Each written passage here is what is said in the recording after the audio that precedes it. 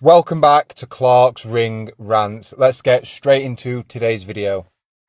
So if you didn't already know, the heavyweight division is alive and kicking. We've got some of the old guard on their way out, and we've got a new crop of exciting young heavyweights coming through, all vying for that number one status. The landscape is going to change drastically, I feel, over the next 18 months. So let's talk about it and discuss who will emerge as number one. Just before we get into today's video, as always, leave a like on this video, hit subscribe if you're not already subscribed. We're so close to hitting 100 subscribers. Please just help me get there. Thank you. Back into the video. So it really is heavyweight season at the moment. We've had Deontay Wilder taking on Derek Chisora. Then we had Tyson Fury in his comeback fight. Moses Itauma's fought recently. We had Fabio Wardley and Daniel Dubois last weekend. And we just had Filip Hrgovic versus Dave Allen this weekend just gone. And coming up this weekend, we've got Oleksandr Usyk versus Rico. And we've got some other exciting fights coming up. We've got Frank Sanchez, Richard Torres on the undercard. And then Anthony Joshua makes his long anticipated return in July. So it's all kicking off in the heavyweight division at the moment. But the picture is a bit scrambled at the moment. But I think in the next few months, it's going to become a lot clearer. So if we take the Ring magazine top 10 heavyweight rankings, not sure how much validity or credence you want to give that, but it's sort of a consensus list, so I'm going to go with that. You've got Oleksandr Usyk. He's got a fight lined up. Daniel Dubois fought just last week. Ajit Kabayel, he's mandatory. He's been mandatory for that WBC belt forever. He should have a fight soon. Tyson Fury's just fought recently. Fabio Wardley just fought recently. Hrgovic just fought this weekend, just gone. Itauma fought about a month ago. He's rumoured to have a fight lined up potentially against Filip Hrgovic. F.A. Jagba, I'm not sure what he's doing after his victory over Charles Martin. Richard Torres obviously fights this weekend. Gassiev has gone quiet since he knocked Pulev out. And Justice Hune fought recently. So you've got 1, 2, 3, 4, 5, 6, 7, 8.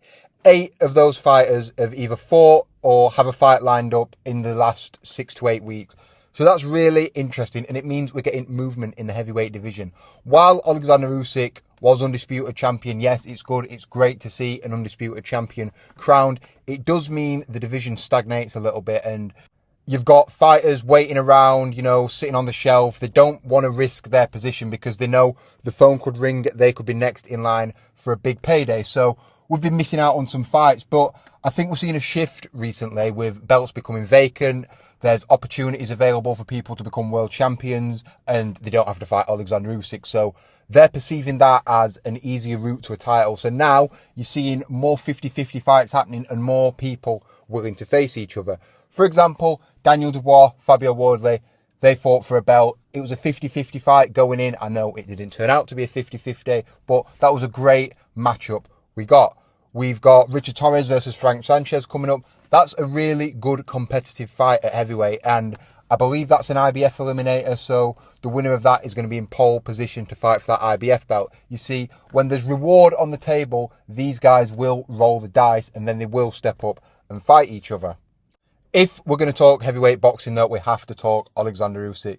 He relinquished the WBO belt last year, which Daniel Dubois now holds, but he still holds the IBF, the WBA, and the WBC. He's de facto undisputed champion. He never lost that title in the ring. He just chose not to defend or fight the next contender for the WBO.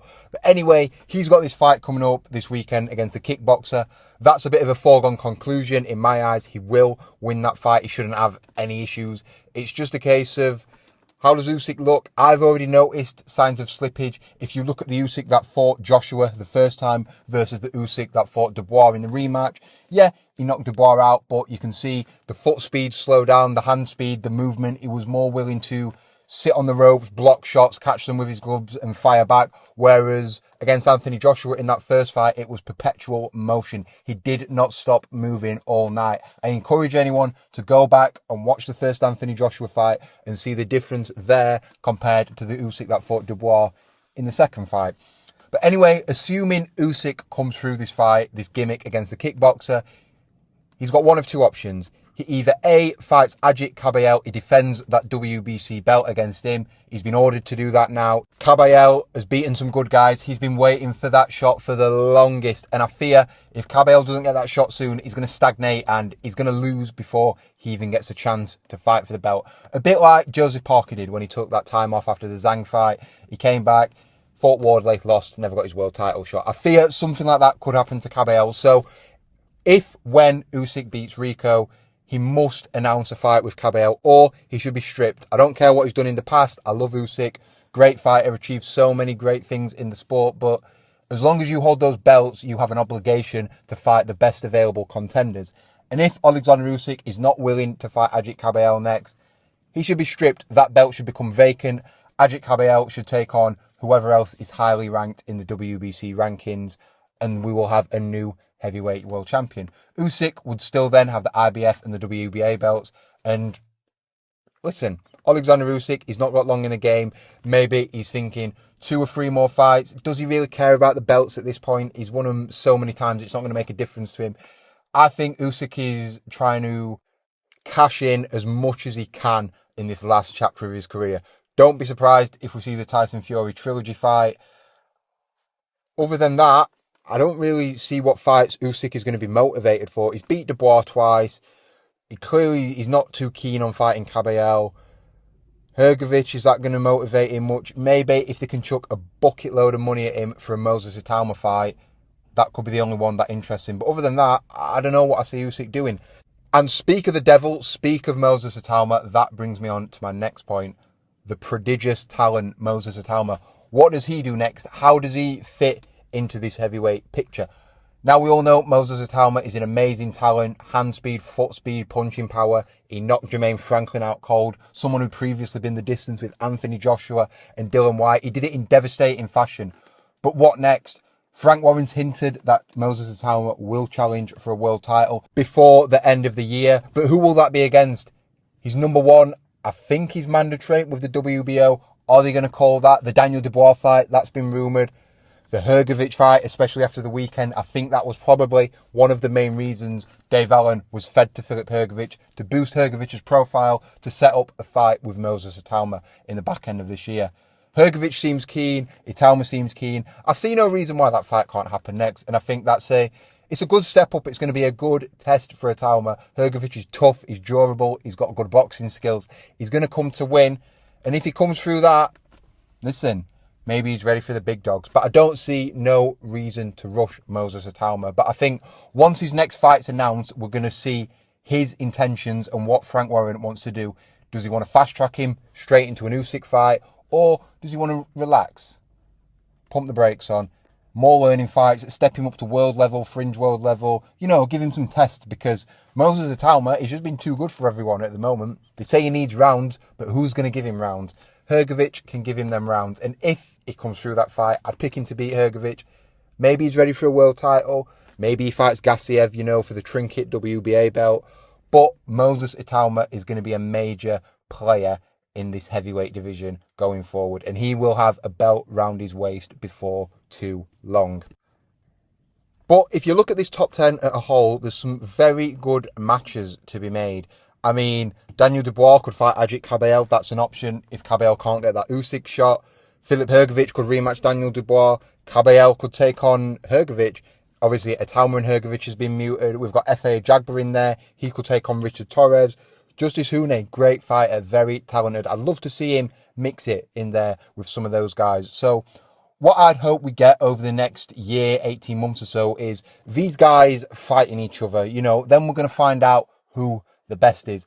I don't want a situation, what we've had before, where Tyson Fury has got one win over an active top 10 fighter and he's claiming the best. No, you get in there, you fight them all, and you prove who is the best. So hopefully we can see some matchups between these young, up-and-coming, hungry guys to prove who is the best. Maybe Oleksandr Usyk, he vacates, he fights Tyson Fury. That's okay. I don't really care if he does that.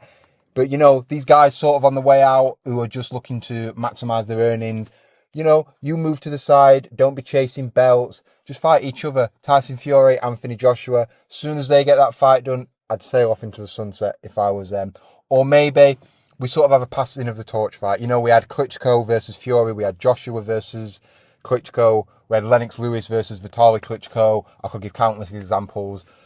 Larry Holmes versus Muhammad Ali. You know, sort of these fights where it's the old guard being challenged by the next generation. Maybe we could see that with Oleksandr Usyk and Moses Itauma. But it's very interesting times for the heavyweight division. It's alive. It's definitely not stagnant. There's a lot of competitive matches to be made. What I hope happens in the next 6 months or so, Oleksandr Usyk beats Rico. He fights Kabayel or he vacates. We either see Moses Itauma take on Filip Hrgovic or he rolls the dice. He gets in there with Daniel Dubois. And then hopefully we see these other guys mixing it in with each other. And then, and only then, will we know who is the best, or we'll be a little bit closer to being able to answer that question. Let me know your thoughts in the comments below. Who would you like to see matched up against each other in this current heavyweight landscape? Do you think there's a clear consensus number one, or do they need to fight and prove it? Let me know your thoughts. Don't forget to like this video, share, subscribe if you're new. I'll see you on the next one. Peace out.